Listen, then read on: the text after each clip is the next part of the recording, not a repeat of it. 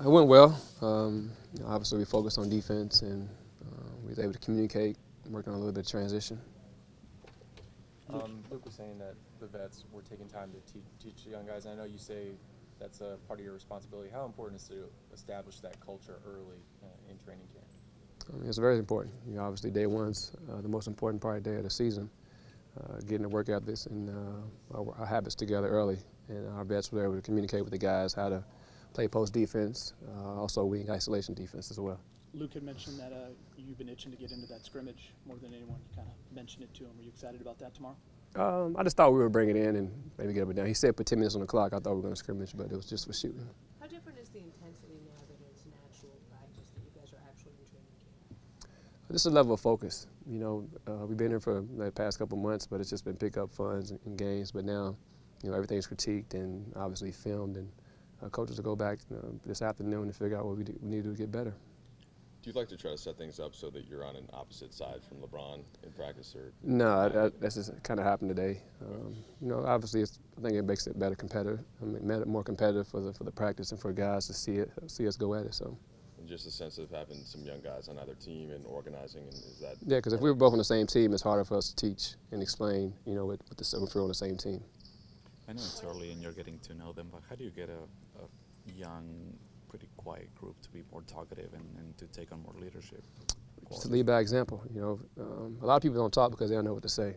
And if you don't, it's best just to be quiet, and until you're able to understand and catch up to speed with the guys who do know what they're talking about, it's a process. Were you ever like that as a young player?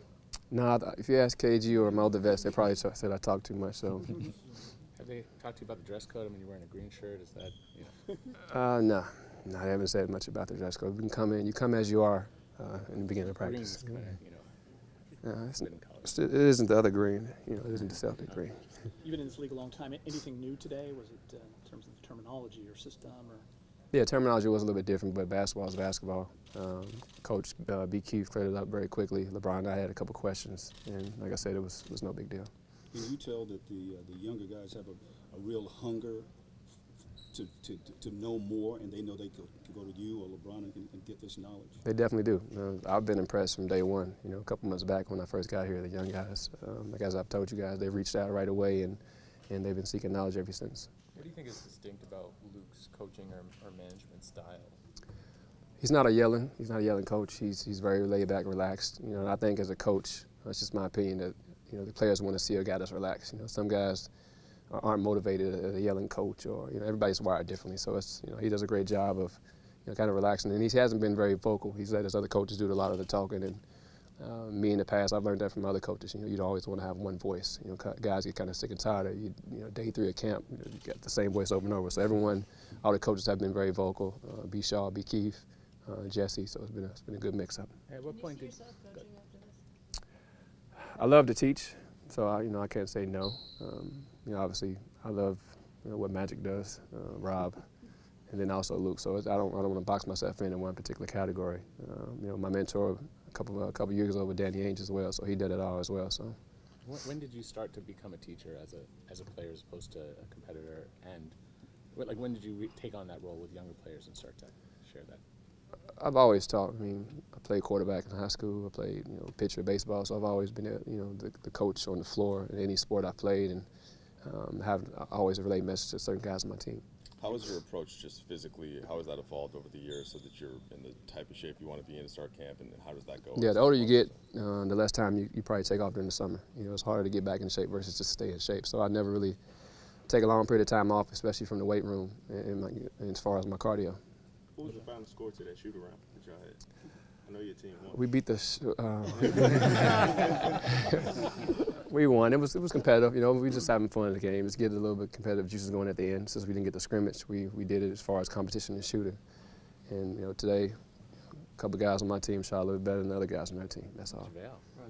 JaVale was sticking. You all were here. So. We saw the end of practice today. Clearly, this is LeBron's team.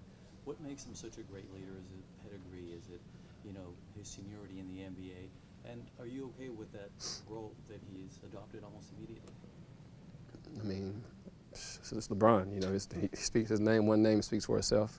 He's been a leader and a mentor in this league for a long time, on and off the court. Not just on the court. He's he has a blueprint off the court as well. So he embraces his role. He embraces all the pressure that he's ever dealt with in his career, and he's always risen above the occasion. You are a young player on a veteran-laden team that expect a lot out of you from the start to be very competitive. Does that allow you to connect better with the young core you have here and understand what they're trying to accomplish? Yeah, I think my entire journey, you know, what I went through in Boston with all the vets that was able to teach me and me become a sponge versus now where I am now. You know, I've been through a lot in Chicago, Dallas, and I play with a lot of older guys and younger. So everything in life's happened for a reason. I believe I'm here today just to, you know, obviously mentor and continue to help this team grow as any way as possible. LeBron talked about how he's not a very patient guy. How are you in terms of that? How do you balance that between, you know, having such a young team but also having so many vets and what you're trying to I'm not a patient guy either, but a couple weeks back I went to church and the focus was patience. So I'm working on it. It's something I'll always continue to work on.